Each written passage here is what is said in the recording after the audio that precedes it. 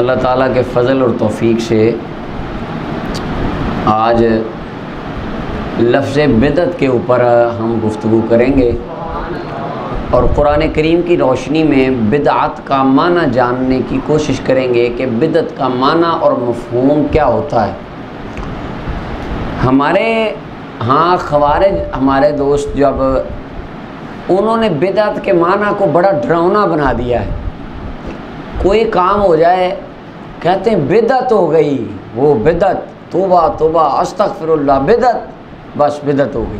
تو اگلا بندہ اس سے ڈر جاتا ہے اور وہ ساتھ وہ ایک روایت پڑھ دیتے ہیں کہ کل بدعت ضلالہ، ہر بدعت گمراہی ہے اور ہر گمراہی جہنم میں لے گئی، گئے تم جہنم میں۔ اب دیکھیں یعنی انہوں نے بدعت بنا کس چیز کو لیا ہے؟ ایک سادہ بندہ، 4-5 بندے اکٹھے ہو گئے، ان 10-12 بندوں نے اکٹھے ہو کے لا الہ الا اللہ کا ورد کر لیا، بدعت ہو گئی۔ نماز کے بعد 200 بندے نے ہاتھ اٹھا کے دعا مانگا، بدعت ہو گئی۔ اور اس طرح کی چھوٹی چھوٹی چیزیں، نبی کریم صلی اللہ علیہ وسلم کی آمد کی خوشی میں جلوس نکالا، بدعت ہو گئی، جھنڈیاں لگائیں، بدعت، لائٹنگ، بدعت، ساری بدعت بدعت۔ اب اندازہ کریں ان لوگوں کی سائیکالوجی کیسی ہے اور آئیڈیالوجی کیسی ہے کہ اللہ رب العالمین سے دعا مانگنے پر بندوں کو جہنم کی نوید سنا دیتے ہیں، اور کٹھے ہو کے ذکر کر لیا جہنم کی نوید۔ تو یہ بدعت کا معنی ایک بڑا ڈراؤنا پیش کیا جاتا ہے کہ بدعت ہو گئی تو بس تباہی پھر گئی، مر گئے، جہنم میں چلے گئے۔ حالانکہ ایسا نہیں ہے، حقیقت حال اس کے خلاف ہے۔ اور خوارج کی جو برین واشنگ ہے اس کا لیول چیک کریں۔ علامہ شیخ عبد المجید القاری مدظ اللہ العالی برطانیہ والے، وہ فرماتے ہیں کہ میں ایک دن شیخ الرفت رحمۃ اللہ علیہ کی تلاوت سن رہا تھا، تو میرے پاس ایک عرب لڑکی آئی، اس کے کچھ کویسچن تھے، اس نے سوالات کچھ کرنے تھے، عرب لڑکی تھی، تو اس کا نام حلیمہ تھا۔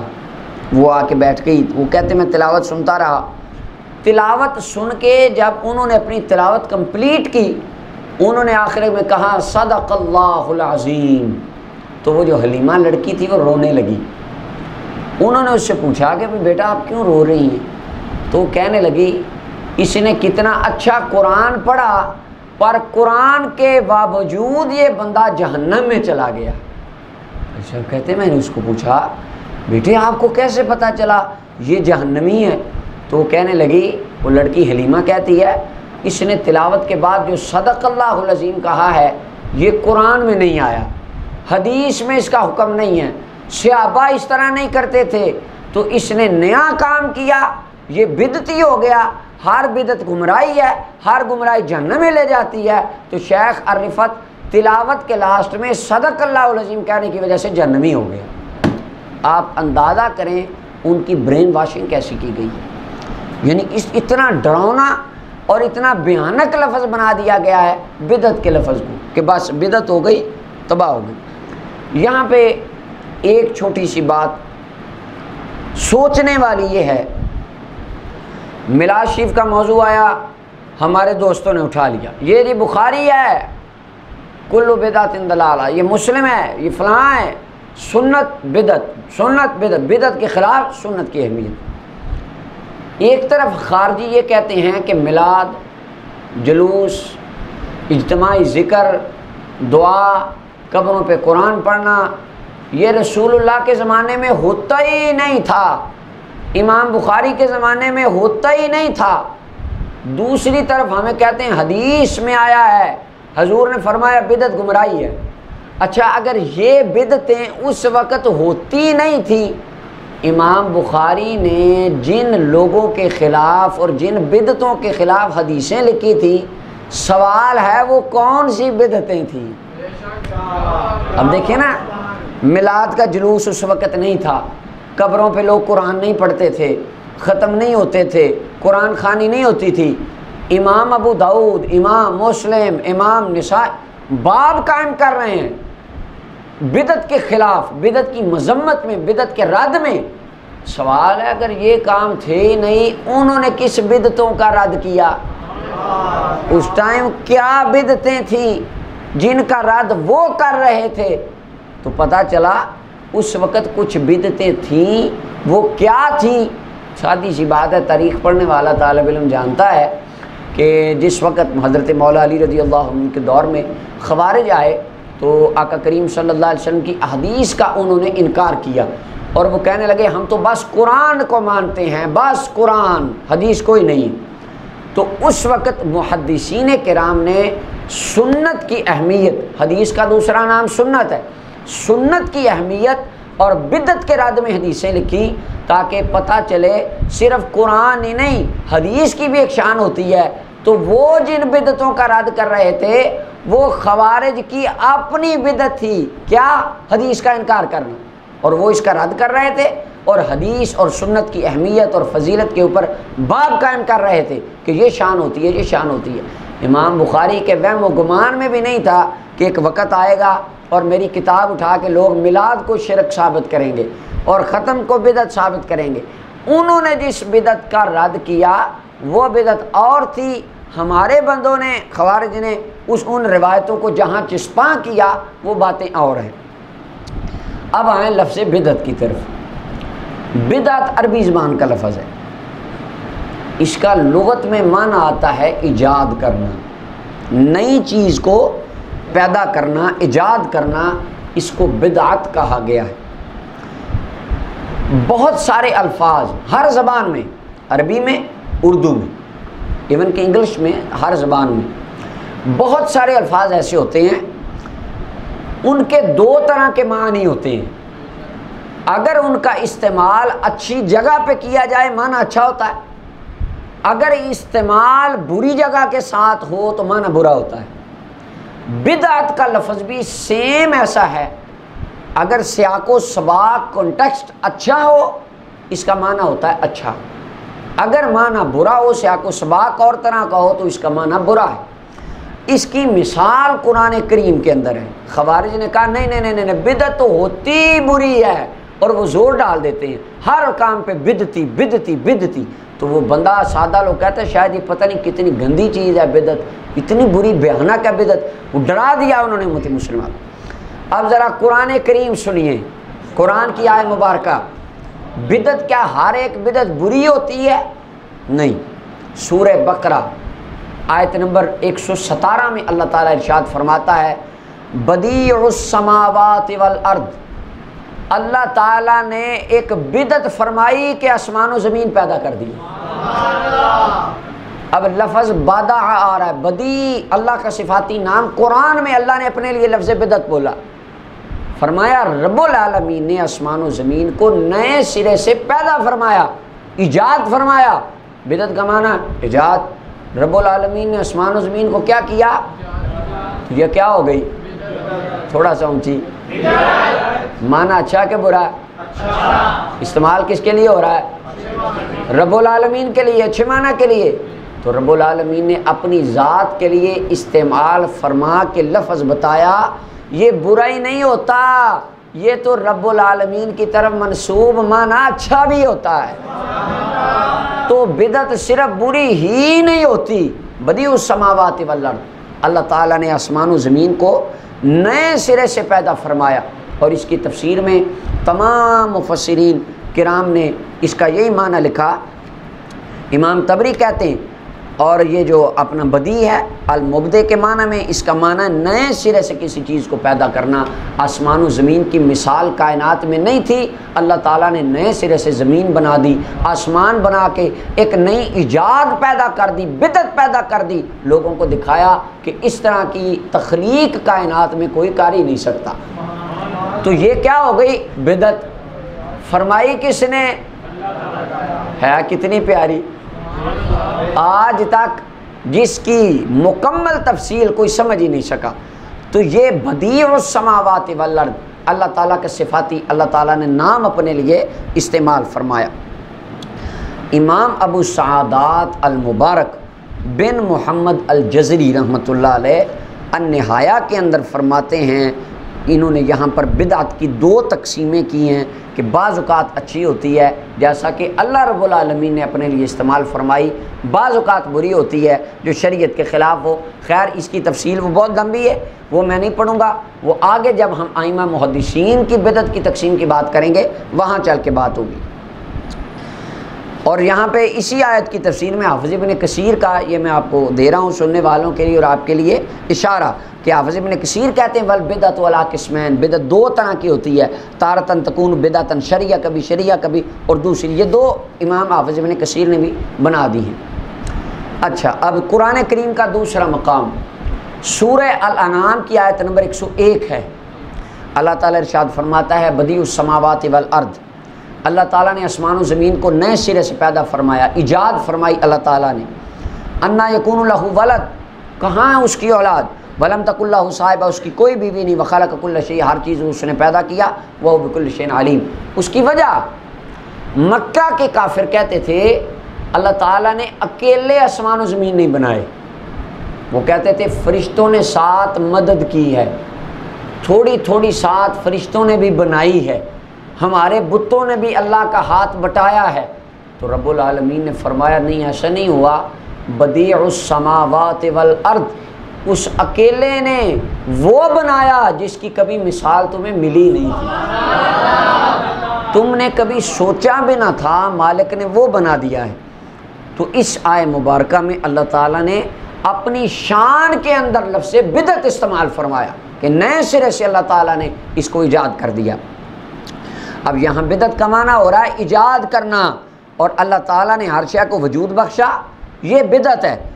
اور اسی طرح اللہ تعالیٰ کی عطا کردہ زمین میں سے کوئی بندہ چیزیں لیتا ہے، گاڑی ایجاد کرتا ہے، بائک ایجاد کرتا ہے، بجلی ایجاد کرتا ہے، یہ ساری بھی بدعتیں ہیں۔ اب کیا بجلی ایجاد کرنے والا اگر مسلمان بھی بالفرض ہو تو کیا وہ جہنمی ہو جاتا ہے کیونکہ اس نے ایجاد کی ہے؟ تو بدعت کا لغوی معنی صرف ایجاد کرنا، اس کی بیس پہ کسی کو آپ برا نہیں کہہ سکتے۔ اس کی دوسری مثال قرآن کریم میں ہے، اللہ تعالیٰ ارشاد فرماتا ہے، فرمایا قل ما کنت بدعا من الرسل، میرے محبوب اعلان فرما دو میں کوئی نیا رسول نہیں آیا۔ بدعت کا معنی نئی ایجاد ہے۔ اب یہ لفظ رسول اللہ صلی اللہ علیہ وسلم کے لیے بولا جا رہا ہے کہ میں کوئی نیا آ کے میں نے دین ایجاد نہیں کیا، یا میں کوئی نئی ایجاد والا رسول نہیں آیا۔ فرمایا ایسا نہیں، بلکہ مجھ سے پہلے بھی رسول آئے ہیں، انہوں نے بھی آ کے کلمہ حق بتایا ہے، جو انہوں نے بتایا ہے وہی میں مصطفیٰ نے تمہیں بتایا ہے۔ اب یہاں پہ لفظ بدعت ہے، استعمال اللہ کے لیے بھی ہو رہا ہے، رسول اللہ کے لیے بھی ہو رہا ہے، پر یہاں پر اس کا استعمال برا، استعمال اچھا ہے، کیونکہ اللہ تعالیٰ اپنی شان کے لیے استعمال فرما رہے ہیں، رسول اللہ صلی اللہ علیہ وسلم کفار کا رد کرنے کے لیے استعمال فرما رہے ہیں۔ تو سیاق و سباق اچھا ہو معنی اچھا ہوتا ہے، سیاق و سباق برا ہو معنی برا ہوتا ہے۔ اس کی دو تین مثالیں قرآن پاک سے مزید سن لیجئے۔ پہلا لفظ ہے، مثلا مثال اس چیز کی ہوگی، اگر کانٹیکسٹ اچھا ہو، لفظ استعمال ہو، معنی اچھا ہوگا، لفظ وہی ہوگا، استعمال بدلے گا معنی بدل جائے گا۔ اللہ تعالیٰ قرآن کریم میں ارشاد فرماتا ہے، سورہ بقرہ کی آیت نمبر 82 ہے، فرمایا والذین آمنوا وعملوا الصالحات، وہ لوگ جو ایمان لائے، کیا لائے؟ ایمان لائے۔ کس پر؟ اللہ پر، اللہ کے رسول پر، آیات پر۔ وعملوا الصالحات، اچھے عمل کیے، اولئک اصحاب الجنہ، فرمایا وہی لوگ جنتی ہیں، ہم فیہا خالدون، ہمیشہ رہیں گے۔ اب لفظ کیا آیا ہے؟ آمنو، کیا آیا ہے؟ ایمان۔ کیا لفظ ہے؟ جو اللہ پر ایمان لایا، رسول اللہ پر ایمان لایا، وہ جنتی ہے۔ اب یہی لفظ دیکھیں، ایمان، آمنو، سورہ العنکبوت کی آیت نمبر 52 میں اللہ تعالیٰ ارشاد فرماتا ہے، قل کفا باللہ شہیدا بینی و بینکم، قل کفا باللہ بینی و بینکم شہیدا یعلم ما فی السماوات والارض والذین آمنوا بالباطل، حبیب فرما دیجئے اللہ ہمارے درمیان گواہ کافی ہے، آسمان و زمین کو وہ جانتا ہے، وہ لوگ آمنوا بالباطل، جو باطل پر ایمان لائے، کس پر ایمان لائے؟ وَكَفَرُوا بِاللَّهِ، اللہ کا انکار کیا، اولئک هم الخاسرون، وہ خسارے میں جانے والے ہیں، گھاٹا پانے والے ہیں۔ پیچھے تھا والذین آمنوا، ایمان لائے اللہ پر، یہاں پہ والذین آمنوا بالباطل، ایمان لائے باطل پر، اللہ پر بھی کیا لائے؟ باطل پر بھی کیا لائے؟ لیکن جب اللہ پر لائے تو جنتی بن گئے، جب باطل پر لائے تو جہنمی بن گئے۔ لائے کیا ہیں؟ کافر بھی ایمان لائے، ہم بھی ایمان لائے، فرق ہے وہ بتوں پر ایمان لائے، ہم رب العالمین پر ایمان لائے۔ تو لفظ ایک ہی ہے لیکن استعمال بدلا، معنی بدل گیا، سیاق و سباق بدلا، مطلب بدل گیا۔ اسی طرح قرآن کریم کی ایک تیسری آیت ایمان کے متعلق سورہ النحل کی آیت نمبر 72 میں اللہ تعالیٰ ارشاد فرماتا ہے واللہ جعل لکم من انفسکم ازواجا وجعل لکم من ازواجکم بنین وحفظا، لمبی آیت۔ آگے افبالباطل یؤمنون، کیا وہ باطل پر ایمان لاتے ہیں؟ وبنعمت اللہ ہم یکفرون، اور اللہ کی نعمت کا انکار کرتے ہیں۔ اب یہاں آمنو کا معنی ہے ماننا، وہ ماننا اللہ کو ہو تو اچھا، بتوں کو ہو تو برا۔ اسی طرح بدعت کا معنی ہے ایجاد کرنا، اگر ایجاد رسول اللہ کی سنت کے مطابق ہو تو اچھی، اگر وہی بدعت ایجاد رسول اللہ کے طریقے کے شریعت کے خلاف ہو تو وہ بری۔ دوسری مثال قرآن کریم میں سنیے، لفظ ہے عمل۔ کیا لفظ ہے؟ دیکھیں میں تقریر کر رہا ہوں، یہ ایک عمل ہے، آپ حدیث پڑھتے ہیں، ایک عمل ہے، پانی پینا عمل ہے، سونا عمل ہے۔ عمل اچھا بھی ہوتا ہے، عمل قرآن کریم میں اس کی مثال سنیے، نماز پڑھنا عمل ہے، اچھا ہے، شراب پینا بھی عمل ہے لیکن برا ہے۔ قرآن کریم میں سورہ النحل کی آیت نمبر 97 میں اللہ تعالیٰ ارشاد فرماتا ہے من عمل صالحا من ذکر او انثى وهو مؤمن فلنحینہ حیاتا طیبہ، مومن مرد ہو یا عورت، جس نے عمل کیا، کیا کیا؟ کام کیا، کیسا؟ اچھا کام، نیک کام، اچھے کام کیے، فرمایا ہم ان کو پاکیزہ زندگی عطا فرمائیں گے، اچھی جزا عطا فرمائیں گے۔ اب یہی عمل ہے سورہ غافر کی آیت نمبر 40 میں اللہ تعالیٰ ارشاد فرماتا ہے من عامل سیئۃ فلا یجزی الا مثلہا، جس نے برا عمل کیا، جو کام کیا ویسا اس کو بدلہ دیا جائے گا۔ عمل پیچھے بھی ہے، عمل آگے بھی ہے، وہاں نیک ہے، یہاں برا ہے، برا کرے گا سزا ملے گی، اچھا کرے گا جزا ملے گی، ہے عمل لیکن استعمال جس معنی میں ہوگا معنی اسی طرح ہوگا۔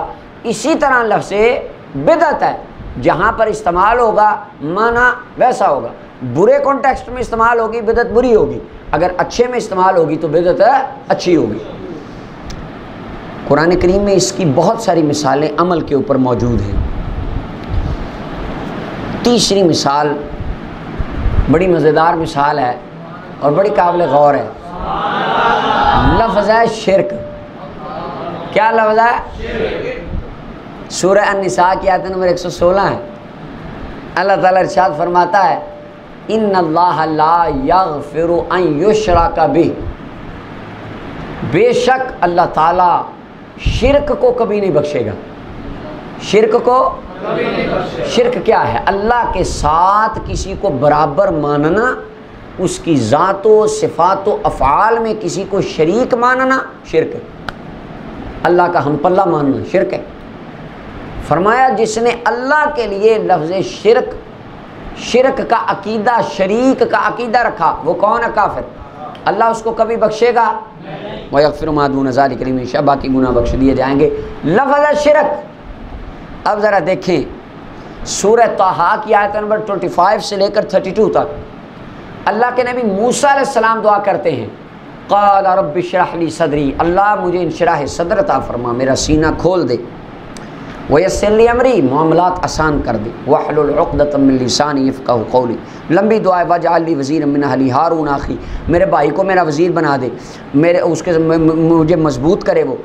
32 نمبر آیت بڑی کمال ہے، پیچھے لفظ آیا شرک، جس نے اللہ کے لیے بولا بے ایمان ہو گیا۔ موسیٰ علیہ السلام کہتے ہیں اشرک ہو فی امری، میرے بھائی کو میرا شریک بنا دے۔ کیا کر دے؟ اللہ کے لیے لفظ شریک بولا، بندہ کون ہو گیا؟ بے ایمان۔ اللہ کے نبی موسیٰ اپنے لیے جب لفظ شریک بولیں تو یہ قرآن کی اتنی پیاری دعا ہے، اللہ قرآن میں اس کا ذکر فرما رہا ہے، اللہ کو اتنی پسند آئی، اللہ نے ذکر فرمایا اس کا۔ اب لفظ ایک ہی ہے، ہمارے پنجابی میں بڑا یہ مشہور ہے، شریکہ نہیں جین دینا، مشہور لفظ ہے کہ جو چاچا تایا کے بیٹے ہوتے ہیں یا وہ برادری کے لوگ ہوتے ہیں، لوگ کہتے ہیں یہ شریک نے، یہ شریکہ ہے، یہ لفظ بولا جاتا ہے۔ اچھا کبھی آپ نے دنیا پہ کوئی بندہ سنا ہے جس نے یہ بولا ہو یار فلانے میرے شریک ہیں، تو جھٹکے کو خارجی نے کہا اوے تو نے شرک کر دیا، تو کافر ہو گیا، کیوں؟ تو نے شریک کا لفظ بول دیا۔ شریک کا لفظ تو بندہ بے ایمان ہو جاتا، اور وہ آیت پڑھ دی ان اللہ لا یغفر ان یشرک بہ، اللہ نے کہا جس نے شرک کا بولا وہ گیا، کبھی نہیں کہا۔ کیوں؟ اللہ کے لیے شریک بولو گے تو کافر ہو جاؤ گے، اپنے لیے بولو گے تو کوئی مسئلہ نہیں ہے، کیونکہ لفظ ایک ہی ہے اور استعمال دو ہیں، استعمال بدل گئے۔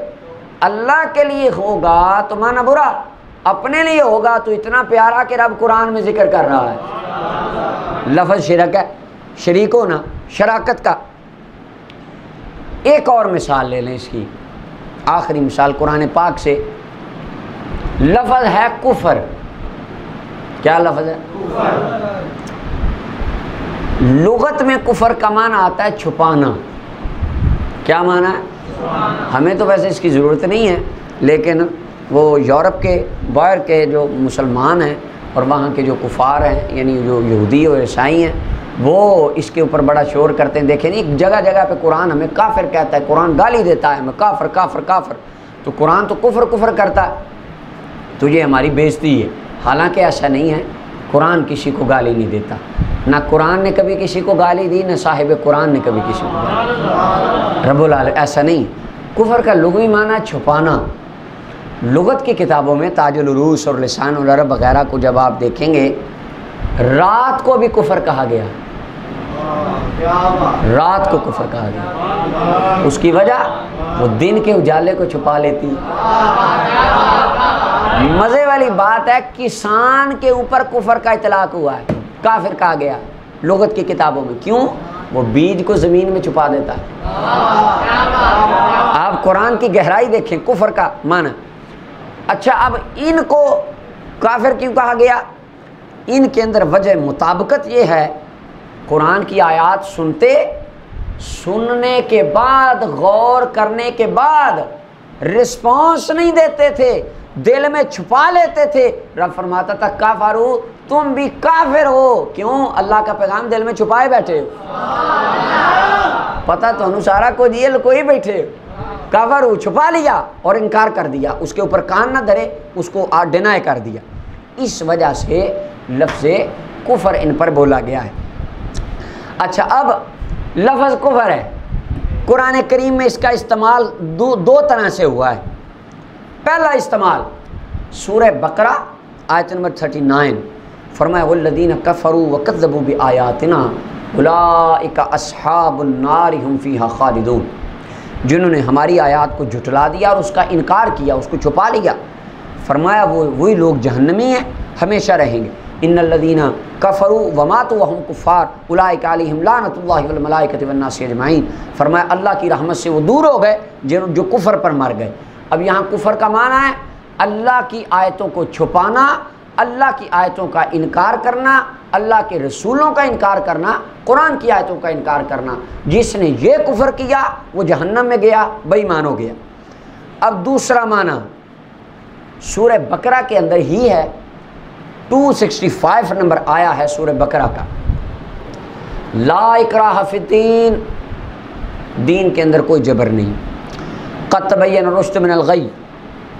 اس میں سے بہت سارے اس کا پس منظر ہے، میں صرف وہ معنی اپنا لوں گا۔ فمن یکفر بالطاغوت، جس نے طاغوتوں کا کفر کر دیا، کیا کیا؟ نہ کیا کیا کفر، کیا کیا؟ پیچھے بھی کیا کیا؟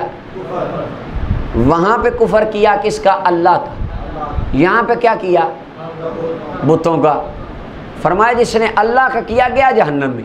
یہاں پہ فمن یکفر بالطاغوت، جس نے طاغوتوں کا انکار کر دیا، ویؤمن باللہ، اللہ پر ایمان لیا، فقد استمسک بالعروۃ الوثقی، رب کی رحمت کی مضبوط رسی کو اس نے تھام لیا، پکڑ لیا۔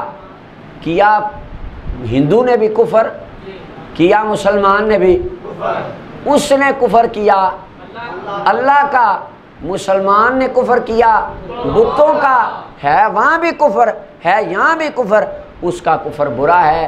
فرمایا تیرا کفر اچھا ہے کیونکہ کیا تو نے اللہ کے لیے ہے۔ اوے بدعت بدعت ہی ہے، اگر وہی بدعت ہو اللہ کے لیے، رسول اللہ کے لیے، رب کو بھی اچھی لگتی ہے، رسول خدا کو بھی اچھی لگتی ہے۔ اگر وہی شیطان کے لیے ہو، بری ہو، وہ بری ہے۔ تو یہاں پہ دیکھیں، یہ خلاصہ اس کا یہ ہے، ایمان اللہ کی ذات پر ہو معنی اچھا ہے، ایمان بتوں پر ہو معنی برا ہے۔ اگر عمل اللہ کی رضا کے لیے ہو، اللہ کی خوشنودے کے لیے ہو معنی اچھا ہے، وہی عمل شیطان کے لیے ہو معنی برا ہے۔ شرک اللہ کے لیے بولا جائے بندہ بے ایمان ہے، اگر برادری کے لیے بولا جائے کوئی بے ایمان نہیں ہوتا، معنی درست ہے۔ اسی طرح کفر اللہ کا ہو بندہ بے ایمان ہے، اگر بتوں کا ہو بندہ مومن ہے۔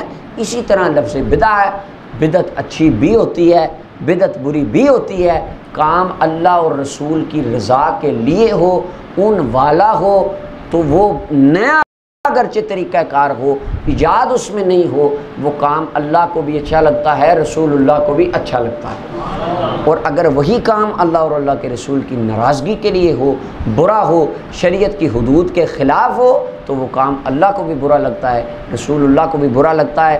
تو بدعت کا معنی لغت کے اندر قرآن کریم کی چند مثالوں سے آج ہم نے واضح کیا کہ بدعت صرف بری ہی نہیں ہوتی، کبھی اچھی کبھی، اگر سیاق و سباق اچھا ہو تو بدعت، اگر برا ہو تو بدعت۔ اس کی مثالیں قرآن کریم میں واضح ہیں۔ اگر یہ معنی برا ہی ہوتا اللہ اپنے لیے کبھی استعمال نہ فرماتا۔ فرمایا بدیع السماوات والارض، یہ بدعت ایجاد کرنا رب العالمین کی سنت مبارکہ ہے۔ آج کی گفتگو سے واضح ہو گیا بدعت دو طرح کی ہوتی ہے، دو معنوں کی ہوتی ہے، اچھی بھی بری بھی۔ اس کی ڈیٹیل، اس کی تفسیر اور اس کے وہ احادیث پاک اور محدثین کرام کی تقسیم وہ انشاءاللہ اگلے لیکچر میں آہستہ آہستہ چلتی رہے گی۔ اللہ تعالیٰ جو ہم نے ابھی پڑھا سنا، اللہ تعالیٰ ہمیں یاد رکھنے کی توفیق بخشے۔